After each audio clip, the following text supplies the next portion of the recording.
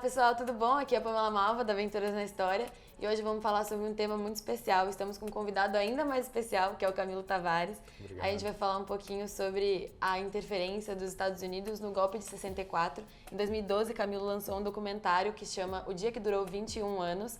E nesse documentário você fala um pouquinho sobre esse tema, então é um pouco do que a gente vai explorar. E eu queria começar já te agradecendo você ter aceitado o nosso convite e ter vindo falar com a gente. Obrigada de verdade. Maravilha, obrigado por estar aqui. Vamos lá, que é um tema super oportuno, porque é um tema que não está no passado. É um Exatamente. tema, do qual a gente ainda tem um legado vivo no nosso presente. Aí. Sem dúvida nenhuma. Eu acho que a primeira pergunta que vem à mente quando a gente fala do documentário, que é um documentário que está muito em alta, principalmente quando a gente fala de faculdades, por exemplo. Tem muitas faculdades aqui em São Paulo que pedem, como se fosse uma leitura obrigatória, mas não leitura, né, do documentário. Sabe um pouquinho dos bastidores dele, como foi a criação desse documentário, qual foi a inspiração, por que você decidiu fazê-lo, como surgiu essa ideia? Tá, perfeito. Bom, eu estudei na USP, estudei em boas escolas particulares do Brasil, mas não conhecia essa história, ou seja, não conhecia o que foi o golpe civil-militar de 64. E aí o mote, o argumento do filme começou pela história do meu pai, que era um jornalista, escritor, está vivo, e foi preso político e foi um dos trocados pelo embaixador americano, né, em 69.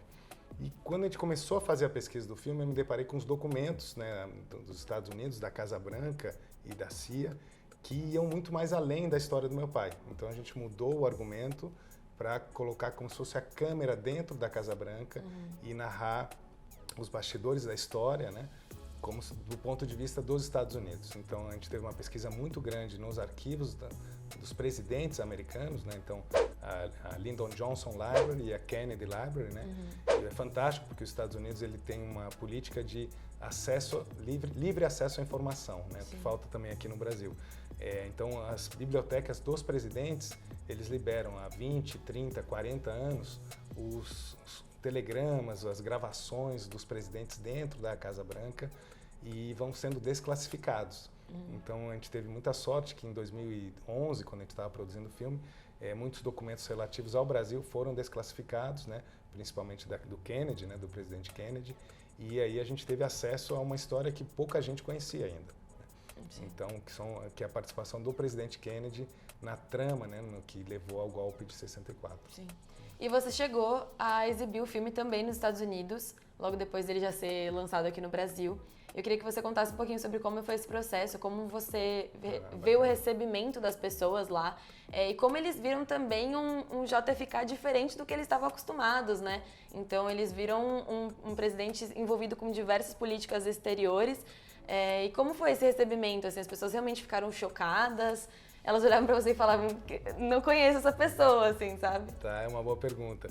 A gente exibiu o filme no aniversário da morte do Kennedy, em novembro de 2012, né? E foi excepcional, foi fantástico, porque a plateia ficou super dividida. A plateia te apresentou o filme nas universidades, né? Nas universidades Ivy League, que são as melhores universidades americanas. E foi fantástico porque eles convidaram o filme. Então, tem essa abertura de discutir a própria história, né, dos Estados Unidos. Então, por exemplo, em Harvard, que a gente foi, ou na Columbia University, o público ficava dividido, eram dois lados da moeda. Eu imagino. Uns defendendo que os Estados Unidos têm que fazer esse papel de interferir mesmo, que a América do Sul, Brasil, Argentina são países para serem explorados, entendeu? E o quintal dos Estados Unidos, uns defendem isso mesmo, sem nenhuma culpa, e outros defendendo mais uma política nacionalista, que cada país tem que defender os seus interesses e os Estados Unidos não pode apitar muito. Mas foi muito interessante e acho que os próprios americanos ficaram um pouco surpresos com a participação do Kennedy, né? Porque a gente tem a ideia do Kennedy como um democrata, né? Um libertador. Exato.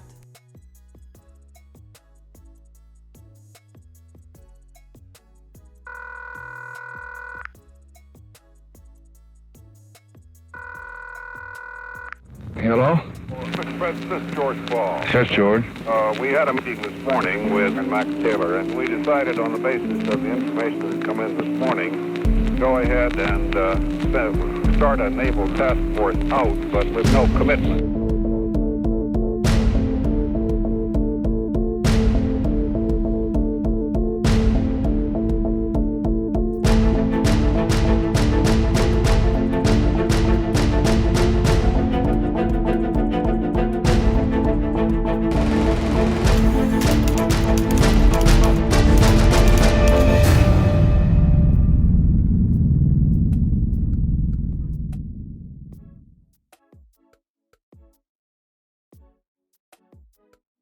Mas o interessante, Pamela, é que eu acho que os Estados Unidos eles seguem um plano de contingência, que inclusive foi um dos documentos que a gente teve acesso, que acho que independe do presidente. Acho que até o Obama também, claro que um presidente mais conservador ou mais de direita vai entrar interferir mais nos outros países, mas mesmo o Obama ou mesmo o Kennedy, por mais democrata que eles sejam, eu acho que tem um plano de contingência, que é um plano que ele é atualizado todo ano, com nomes estratégicos da área militar, da área econômica, né? E os Estados Unidos realmente se sente um pouco dono assim da América Latina, né? Sim. Então, acho que a resposta é um pouco essa.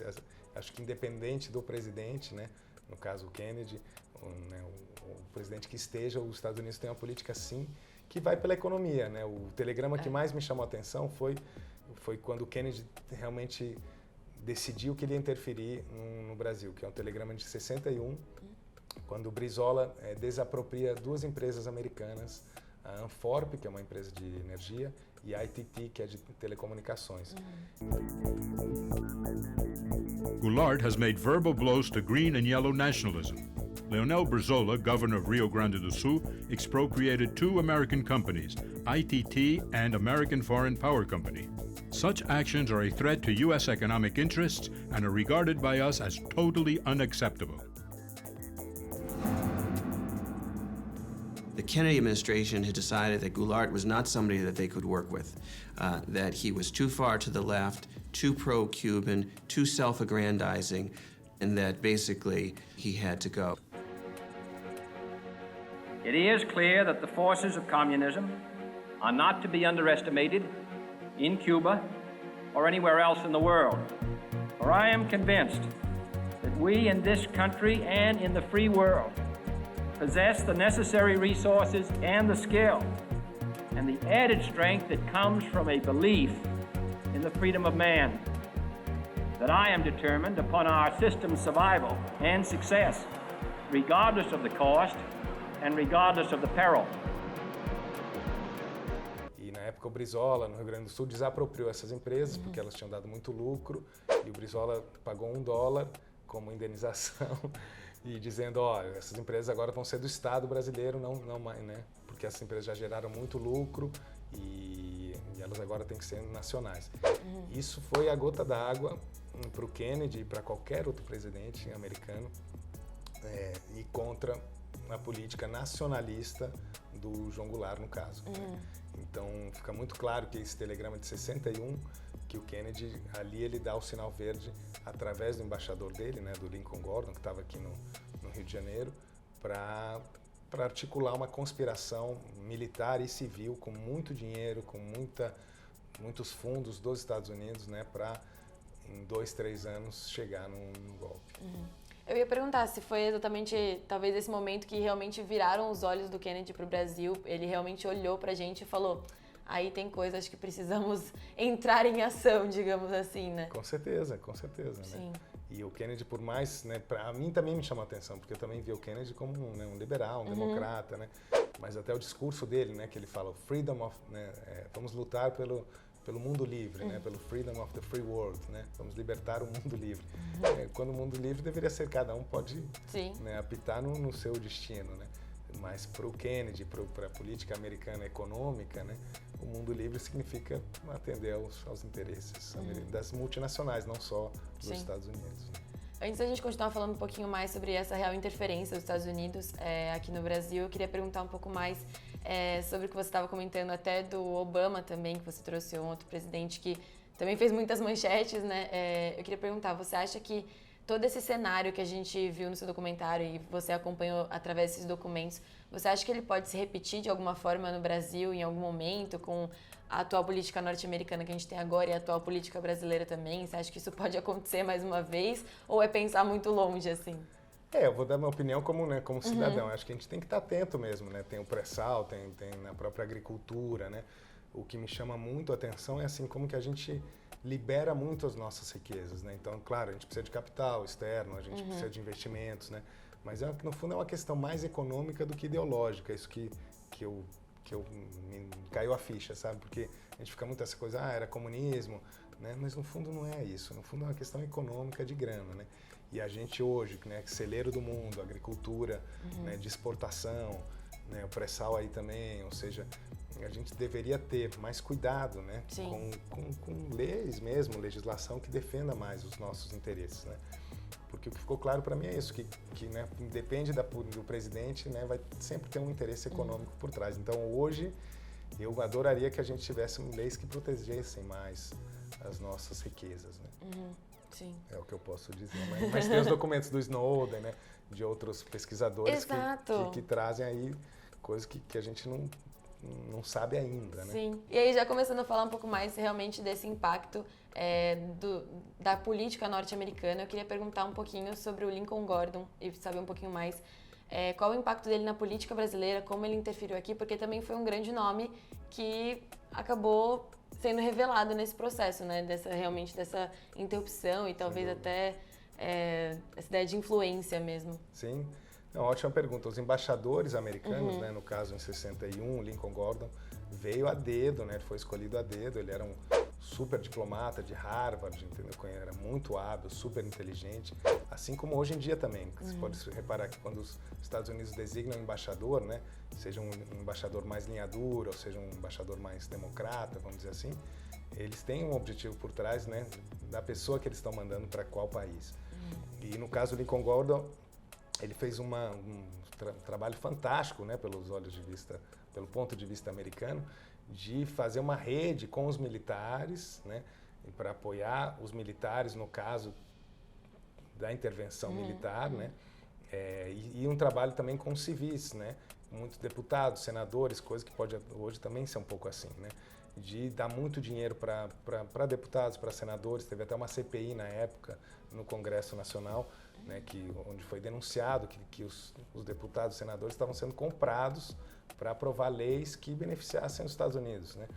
E teve uma CPI na época, o Rubens Paiva, que é um deputado federal na época, foi um dos que, né, denunciou essa CPI. Depois, não à toa, o Rubens Paiva também foi preso, torturado e morto pelos militares. Então, assim, tem coisas que a gente não sabe mesmo dessa interferência. O Lincoln Gordon teve com Kennedy em 61, que é uma coisa que o filme revela. Tem uma gravação dentro da Casa Branca, como se a gente estivesse aqui, o Lincoln Gordon e o Kennedy conversando. E o Lincoln Gordon diz, Kennedy, o João Goulart, o presidente brasileiro, está seguindo a linha do Perón, é um cara super populista, ele pode implantar uma república comunista no Brasil. Exagerava um pouco, porque não era bem isso. Mas aos ouvidos do Kennedy aquilo era uma ameaça, uma bomba, né? Até porque tinha tido Cuba, né? A Revolução Cubana, então o Brasil poderia se tornar uma outra Cuba. But the question really is how our attitude towards it. The main thing is, at the same time, to organize forces which both political and military to use reduce its power. Isso, o Gordon força a barra, você vê que pelo telegrama que ele fala isso, né? Tá lá textualmente, o Brasil pode ser outra Cuba. Aí o Kennedy vendo aquilo, obviamente Lógico. Que ele fica, né? Sim. O que é isso, né? Então, o Kennedy, a partir dessa reunião em 61, é importante falar, 3 anos antes do golpe, ele libera, na época, 12 milhões de dólares, que era uma grana violenta, para uma campanha na mídia. É muito importante a gente falar do papel da mídia, né? Que era rádio, televisão, jornal, né? E pela Embaixada Americana, por um programa que chamava Aliança para o Progresso. Muito dinheiro para a agricultura também, para o campo, para as escolas, para políticos, enfim, um programa geral de convencimento da sociedade, né? Porque a opinião pública, a gente sabe o poder da opinião pública, para falar que o João Goulart era comunista. Então, todo dia no jornal tinha uma manchete que o João Goulart ia roubar tua terra, ia roubar tua casa, entendeu? Que aqui ia ser uma nova Cuba, né? E que, no fundo, isso foi criado aos poucos para a mídia do público brasileiro, né? E aí o pessoal começou a ficar em pânico mesmo, começou a ver aquele terror de comunista, vai roubar minha casa, minha terra. Mas não era bem isso, era mais um governo socialista. E é importante ser dito, né, que tinha umas reformas de base que são importantes até hoje, que era basicamente a reforma agrária, o voto do analfabeto. Mas a reforma agrária era assim, o pedágio, o acostamento da estrada, né? Era uma reforma agrária super tímida e a nacionalização da Petrobras, alguns interesses que os Estados Unidos não gostavam muito.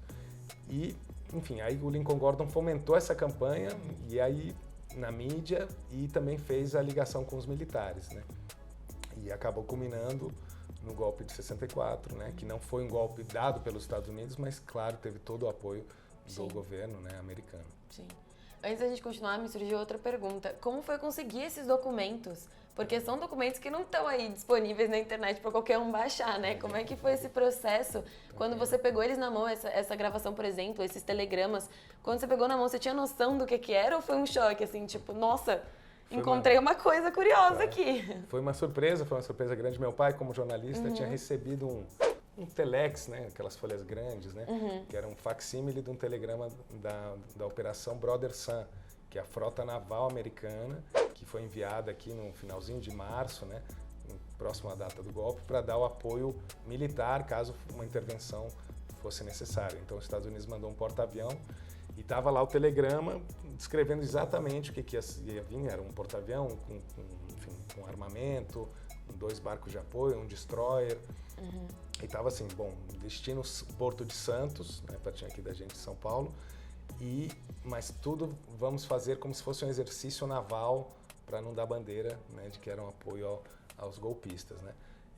Mas isso foi o primeiro documento que a gente achou foi esse, e depois o acesso aos áudios da Casa Branca, que é fantástico assim para qualquer pessoa que se interesse por história, né? É importante saber isso. Os presidentes americanos, né, no caso o Kennedy Library e a Lyndon Johnson Library, eles deixam, né, tudo registrado, qualquer conversa que tenha dentro da sala oval é gravada e isso tudo fica lá. Então, à medida que o tempo passa, sei lá, 20, 30, 40 anos, isso vai sendo desclassificado. Isso é muito legal, porque então tem uma conversa como se fosse aqui o Lincoln Gordon, você o Kennedy, e aí o Kennedy fala, vamos liberar 12 milhões de dólares. Esse 12 milhões de dólares, ele vai ter um bip. Bip!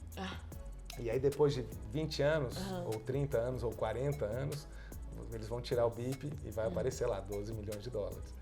Então, foi fantástico esse processo e aí não é muito difícil, ou seja, se você for um pesquisador e estiver interessado, você pode solicitar por e-mail nas bibliotecas, são bibliotecas públicas, eles atendem.